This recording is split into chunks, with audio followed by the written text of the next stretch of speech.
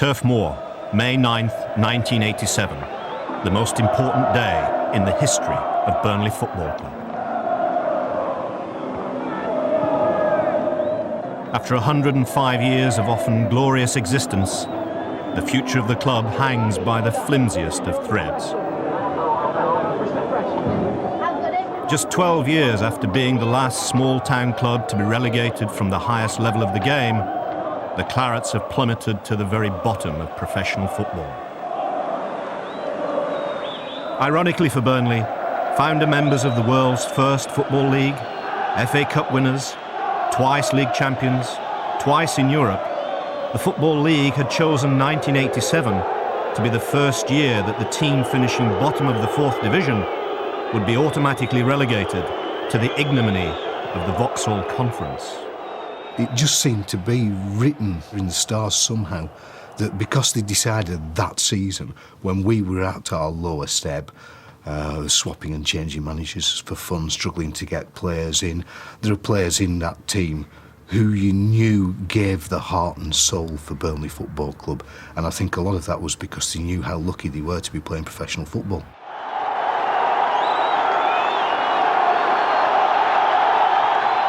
Relegation would mean one of two things: either the end of the club, or at best, years of obscurity and struggle against massive odds to regain league status. The prospects were grim. Burnley had only won a handful of games all season. Not only had Burnley to win to survive, and their opponents were pushing for a playoff place, either Lincoln or Torquay, their rivals in the race to avoid the doom of relegation, had to lose. I mean, looking back, that was a nightmare. To find that at the one-time greatest club in England, here they were battling for survival in the Football League, and I don't know. And I watched the game, and I still felt it was like dreaming. This wasn't true. Here they were within minutes of being relegated, and it just it didn't make sense. In fact, Burnley were in such a position then that it's really a miracle that they've survived and they've got to where they are today. Crowds of less than 2,000 had become commonplace at Turf Moor, where once over 50,000 had stood and watched the best teams in the world. But suddenly the town seemed to remember its famous heritage. Over 17,000 arrived to try and will Burnley to survival. I always remember the first thing that when I arrived and went into the doors at Turf Moor, Frank Teasdale was speaking to the Chief Superintendent, Claret Fothergill, and Claret Fothergill was just having to say to him, "Chairman, we're going to have to delay the kick-off 15 minutes. There's too many people outside, and if we blow the whistle at 3, there'll be a riot." And so it was delayed 15 minutes. I met the manager of Orient many years afterwards. And he said Frank Clark. And of course they wanted to win that day because they could have got in the playoffs. Yeah. So he said that as they went on the ground, the police chief superintendent said to him, "I can guarantee your safety till the end of the match. But if Burnley don't win and they go out of the league, I don't know what will happen." But he said he didn't know whether that was threatening to him and his team to say, for them to say that. I remember a friend of mine who was an Orient fan saying, "We don't want to win this. That Burnley cannot go down." Even amongst neutrals, there was this feeling that Burnley should not go down. I hope this is not an extraordinary sort of frigid affair. Everybody was so terrified of making mistakes that they couldn't kick a ball straight. And I remember thinking after 20... No, that was just the 4th division. You were used to watching 1st division football. Really, I mean, it was terrible stuff. The players their limbs were frozen, even though it was May or April. And I thought, Burnley can't win this. And then it became obvious that the Orient players were just as nervous, or certainly just as petrified of the occasion. It was a beautiful day for a funeral. Yes, absolutely. And it seemed largely inappropriate. I mean, one of the 2 lovely days of the year in Burnley, and we should go there. We should go there to witness a funeral. The press box told it all. I mean, it was full of Fleet Street's finest. People who probably hadn't been to Burnley since they were in the European Cup. I remember Ian Wooldridge, possibly certainly one of the great sports journalists of my lifetime. And it was on the World Service. It was there. But I want to hear what you did. What did you actually do? I just wandered up. I got there, and when I came home, caught the bus over. My brothers didn't come with me, who they normally do, and just kind of wandered up and down Brunshaw Road. I remember the crowds outside. I remember the noise. Well, I should call it Harry Potter's way, really. And I had this thing in my head that people are here to bury this club, and I can't do it. I think there was a lot of people that came here that day to see Burnley go down, in all honesty. But the town itself, I mean, to say it was buzzing, but again, I think it was the thought of Burnley going down would have been terrible. It was a low, but there again, we're at home. There was 17,000 on. I thought we would win, actually, and like during the week in training, it was no use me going around with my head down and feeling sorry for myself, feeling sorry for the team. You got to get the spirit going, the morale going. Got to have a chuckle in the dressing room, everything. Got to have a little bit of a joke, because the lads, they were all tensed up. They knew what it was all about. I mean, you couldn't inspire them yourself more, really, because it was going on that field that day. For 90 minutes that did it, and fortunately it worked, and we're still in football, we're still here, and I'll tell you, it was probably the longest day of my life, was that. I think Burnley have set the blueprint for failure for English football. We were the first team to implode before everybody's eyes. Team of the 70s, full of young bloods. We were ready to steamroll the Football League. And I remember being here when a non-league outfit that no one had heard of called Wimbledon turned up, and the ground was jammers. And I remember seeing a pocket of Wimbledon fans just thinking, well, they've come for a nice day out. And of course, history, and everyone knows that they beat us 1-0. And in the history of giant killings, that's hardly ever referred to. But really, we were in the top 10 of the First Division at the time. It was a massive win for Wimbledon. And really, I think that was the turning point for Burnley Football Club. We weren't invincible. We weren't this team that was suddenly going to become the new Manchester United. We were an overachieving local town club with a passionate following who had bad times ahead, and it unravelled rapidly. And a lot of the fans slightly younger than me grew up knowing nothing but failure, which is why the Orient game is now seized upon as a glorious moment in the history of the club, rather than... So it's like Dunkirk, the Orient game. Some people see it as a huge embarrassment, other people see it as a magnificent victory, and you can interpret it both ways. In my opinion, I've said this before, I think it was the most important game that Burnley have ever played. It was traumatic for everyone. I was woken at 6:30 in the morning by a Fleet Street journalist asking me what it would feel like to be the first Football League chairman to go out of football. I can't tell you what I said. Well, I'd left the board, as you know, before the Orient game, and in many ways I regret it, because I went to the match like everyone else, powerless to do anything. Not that the directors can do very much, but at least they are there in their capacity. I was there as a supporter. Frank had his heart attack after the game. I had mine during it on a number of occasions. But ironically, we all think we played well. But if anyone still maintains that view, buy a copy of the video and see what the game was really like. It was awful.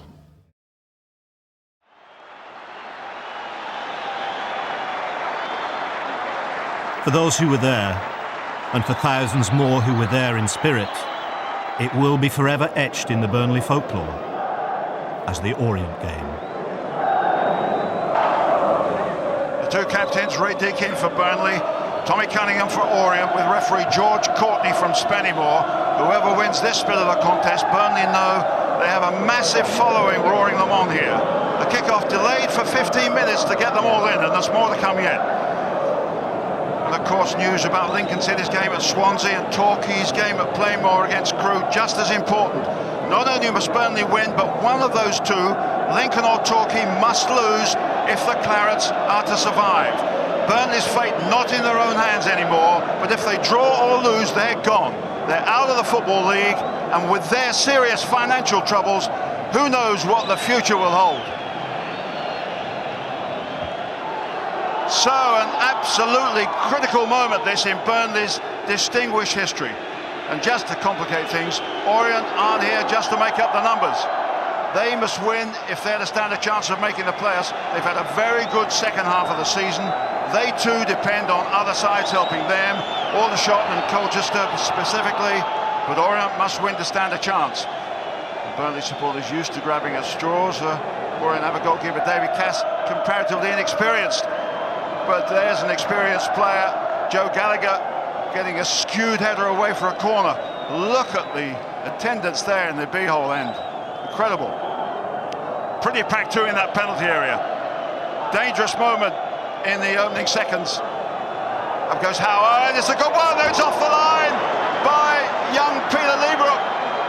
What a let-off there for Brian Miller's side so early on. Difficult to know how big the attendance is, but those who know about these things say it's likely to be the biggest attendance since May '82, when there are 18,000 against Chesterfield to enjoy winning the third division title. Now that was a celebration.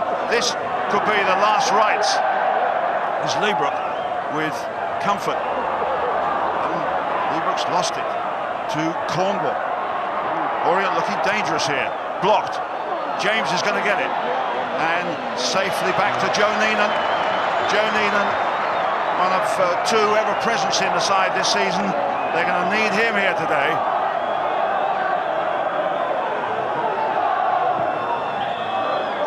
Burnley came into this game with 2 wins in the last 11 matches, and 7 of those games defeats.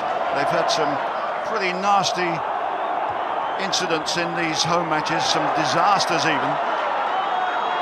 4-1 defeat by Preston, 3-1 by Cardiff, 3-0 by Rochdale, and 6-0 at home by Hereford. Can you believe it? And here comes Hales trying to get forward. It's cleared well by Hampton.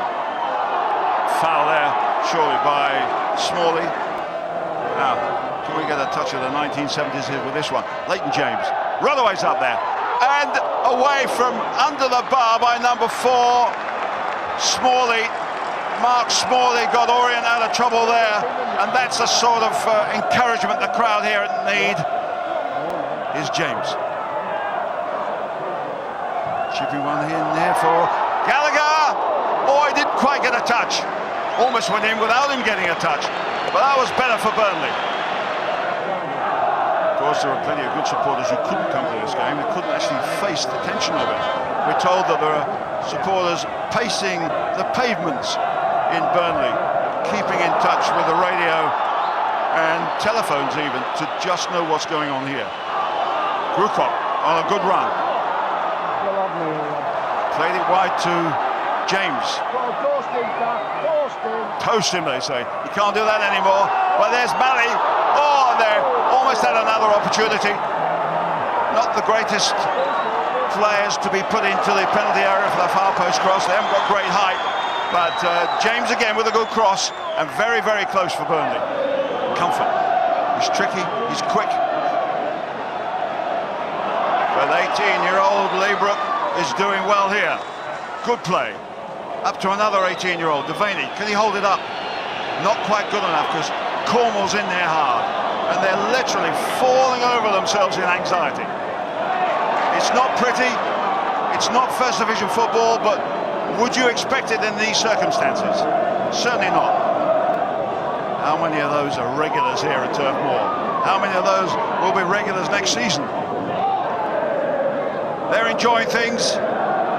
We're keeping up to date as far as we can with the news from the other games. So far, nothing dramatic to report as Deakin prepares to whack this one straight into the wall again. And comfortably cleared by Earl. Well picked up by young Leibrook. He's having a sparkling game. Orient under pressure here, but we should remember that they've scored 12 goals in the last 5 games. Their form is very impressive, whereas Burnley have found it pretty hard to scramble an odd goal here and there, although of course they did win the last home game here 2-1 against Southend, who are going for promotion strongly. Deakin, great bit of play by the captain. That'll be an inspiration to the team and to the crowd here. Perhaps rather too many Burnley players over the age of 30, or in a much younger, but perhaps in these circumstances experience will count. They're beginning to get the odd move together. Looking good here. Grucock getting forward. This is James. This is Rodaway directing traffic. Rodaway into the middle for Malley. Over the top. Well, a lot of big defenders in the Orient defence, and Malley was always going to struggle with that one, but that was encouraging. Well, they still have the ball, Orient. Brooks again, into Jones. Good effort. Deflected away. That's a corner. And another dangerous moment for the Clarets. Brooks with a kick. And Cornwall coming off the near post. It's for Cornwall. Turns, hits it. It's another corner. There seems to be a lot of people in the penalty area, but a lot of space in front of that group of players for Orient to control it. Cornwall comes off the line, deeper this time, and comfortably cleared. Well, not too far, but Britton's working hard, as they all are. Now then, James. Chased by Neil Grucock. He hasn't got a lot of support. Devaney's getting into the middle. And a good challenge by the experienced Henry Houghton. But progress. When you record how bad the crowds have been here, it makes it sound as if you're criticising the fans who turn up. Not at all, because the diehards stick with you. It's difficult to know why the crowd here is so big. Well, they came to see whether they could survive moments like that. That was, again, young Leibrook, as two Orient players came in to kill that one, getting them out of trouble. They're living dangerously at the back, and they haven't coped too well with these Sean Brooks corners.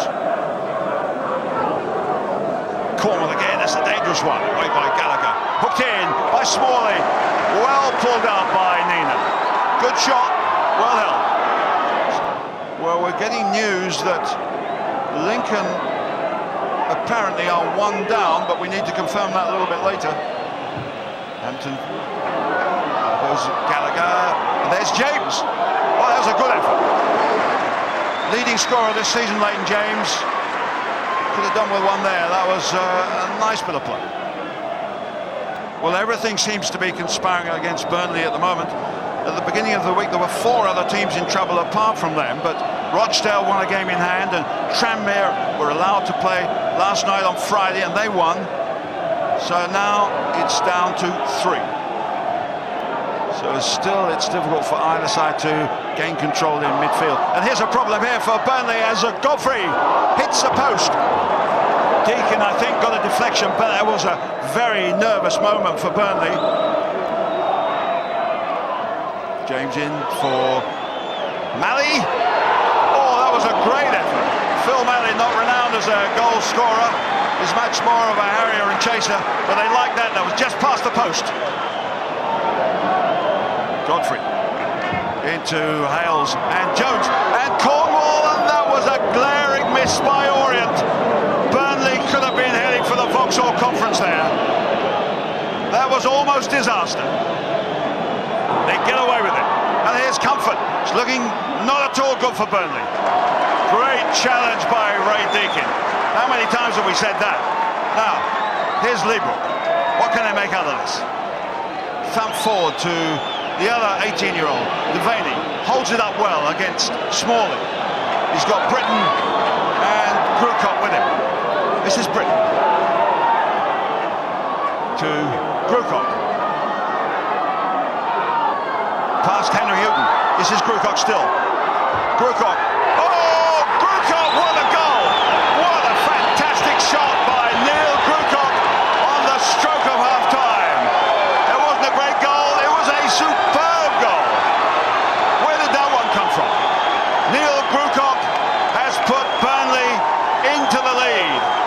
It's looking really good for them so far. losing at Swansea. As the referee blows for half-time, it's been a very, very tense first half, but so far, so good. A free kick for Burnley. Britton gets into the middle. It's going to be Grucock who takes it. Big guys are also going up there. Grucock's kick. Oh, Ian Britton! Britton has scored the second for Burnley. Would you believe it, with a header? Only his third goal of the season. They are 2 up. Ian Britton.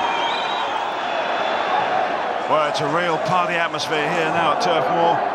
Just before half-time, they were struggling a little bit. Now they're 2-0 up.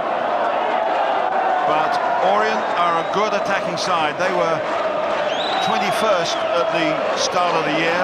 Now they're up to 7th. And while they're singing and enjoying themselves on the terraces, beware of Orient. A little bit more cohesive play for Orient in the last few minutes. Brooks gets it forward. Well won by Gallagher. Jones. Wide to the danger man, Comfort, against Leibrook. He's past him. Oh, it's a good cross. And there's Godfrey. Oh, it's a great save by Neenan. Terrific save.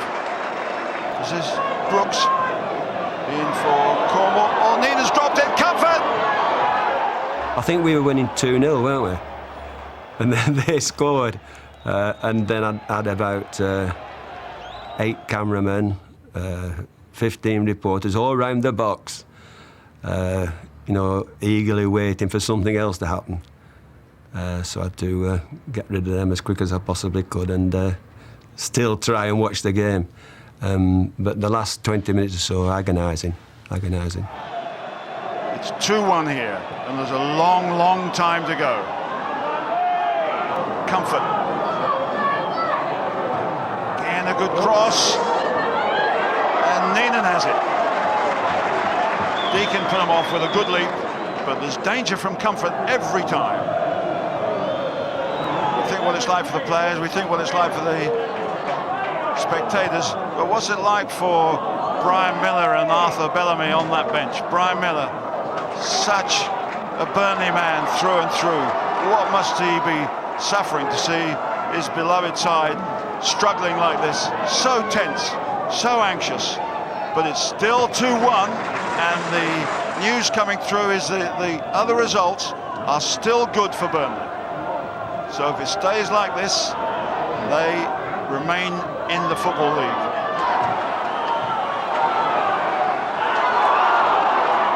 And on we go again, and offside, no. It's Devaney, players racing into the area to support him, and here's Britton. Oh, just past the post, that could have wrapped it up. We could have been having a party by now, but he missed it. Still 2-1. Orient picked up the pace a little bit again. In for Jones, well controlled. It's a good cross. Just away from Cornwall, hooked in. Cornwall blocked. Brooks, and held by Neenan. 2 opportunities there for Orient, and Burnley get away with it. It's difficult to know exactly how much time will be added on here because of the stoppages, but the buzz around the crowd here is pretty good. And we're hearing, in fact, that the game at Torquay has been delayed because a dog has bitten one of the players. And we can't be sure whether that's true or not. We're trying to confirm that. But Torquay are losing 2-1, which means that they will go down if this score stays the same at 2-1 and if Lincoln City lose. So there's all sorts of twists and turns in this one yet, as Leighton James keeps control very well. Now, Grucock. Grucock's through with a chance.